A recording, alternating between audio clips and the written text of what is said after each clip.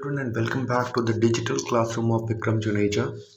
In my previous video, we had done Act 3 Scene 1 and we did the first part of Act 3 Scene 1. In the present video, we are going to conclude this act. With this, we'll come to the end of the syllabus related to the Merchant of Venice. Now, if you remember in the previous video, we had done Act 3 Scene 1, the first part, where Salerno and Salanio are very troubled and are very concerned about Antonio and Antonio's ships which are getting wrecked. There have been news from various parts of the world that Antonio's ships are getting wrecked and they are concerned about it. Where Shylock, of course, is adamant on taking the revenge. Salerno and Salanio try to check with Shylock as to what his stance will be, and Shylock replies that he would take revenge, he would ask for the pound of flesh if Antonio is not able to keep his stay. So we are going to continue further. Then comes a man from Antonio. This man says to Salanio and Salerno, "Gentlemen, my master Antonio is at his house and desires to speak with you both." Now what he means is, he says, my master Antonio is at home and he would like to speak with you both. To which Salerno replies, "We have been up and down to seek him." Salerno says, "We have been looking for him everywhere." Then comes Tubal. If you remember, Tubal is a friend of Shylock. He is a Jew. Salanio says, "Here comes another of the tribe. A third cannot be matched until and unless the devil himself turn Jew." Salanio says, "Here comes another Jew. You could not find a third like these two unless the devil himself turned into a Jew." Exeunt Salanio and Salerno and the man. So Salanio and Salerno and that man, the servant, Antonio's servant, they exit the scene. Shylock says, "How now, Tubal? What news from Genoa? Hast thou found my daughter?" Now Shylock is concerned about his daughter. He says that, "Hello, Tubal. Any news from Genoa? Did you find my daughter there?" Tubal says, "I often came where I did hear of her but cannot find her." Tubal says, "I went to many places where I heard the news about her but I could not find her."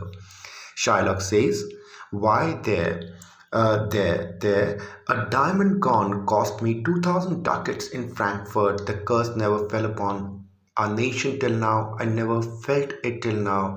2,000 ducats in that and other precious jewels." Now Shylock, he says, "Oh, this is bad. One of the stolen diamonds cost me 2,000 ducats in Frankfurt."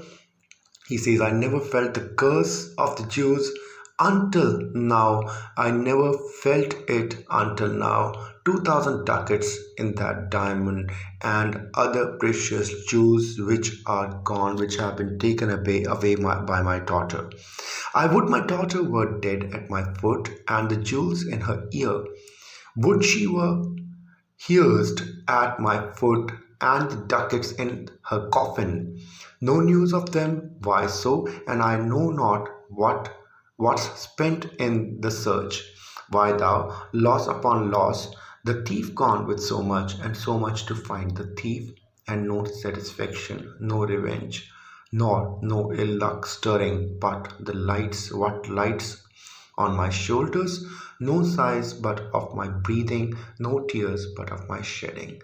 Now Shylock is feeling sad about the fact that his daughter is gone. He says, sad in the sense like he's agitated, not sad exactly. That's the reason for why this kind of a wish comes out of his mouth. He says, "I wish she were in her coffin here with the ducats in her coffin. You couldn't find out anything about them. Why, Tubal? I don't even know how much I have spent to find them. This is loss upon loss. The thief is gone. He is gone and there has been so much spent to find that thief and still we are unsuccessful." The thief over here is Shylock's daughter, Jessica. "I haven't got my revenge. The only luck I have is bad luck," he says. "Nobody suffers but me Nobody's crying except for me. So Shylock is feeling a lot perturbed, not for his daughter, more for his money. Tubal says, yes, other men have ill luck too, Antonio, as I heard in Genoa. And Tubal speaks, yes, of course, other men have also got ill luck like you, Shylock. I heard in Genoa that Antonio had an ill luck. Okay, Shylock says, what? Ill luck, ill luck. No, Shylock is somebody who feels very good hearing about Antonio's losses. So he says, what? Bad luck, bad luck. Tubal says, yes. Hath an argosy cast away coming from Tripolis. So Tubal says, yes, he had a ship, a big ship called Argosy, wrecked coming from Tripolis. To which Shylock says, I thank God. Is it true? Is it true? Now, thank God. He says, good, good. What a good news. Is it true that Antonio's ship is wrecked? Tubal says, I spoke with some of the sailors that escaped the wreck. He said that I spoke with some of the sailors who survived the wreck, and of course, the news is almost confirmed. Shylock says, I thank thee, good Tubal. Good news. Haha. Her heard in Genoa. So Shylock says that thank you so much, Tubal. Good news. Haha. I heard it in about Genoa. In Genoa, the news of Antonio's ships getting wrecked. Tubal says your daughter spent in Genoa, as I heard, in one night 4 ducats. Now he Shylock also is asking about the news from Genoa. So Tubal says, yes, your daughter spent almost 80 ducats. Now, 2 score means 80 ducats, 4 score. Uh, he says in one night she actually spent 4 ducats. It means 80 ducats in Genoa for one night, for spending one night. Shylock is agitated again. Thou stickest a dagger in me. I shall never see my gold again. 4 ducats at a sitting, 4 ducats. Oh, so he says, Shylock is agitated. Shylock says, Tubal, you are sticking a dagger in me. I'll never see my gold again.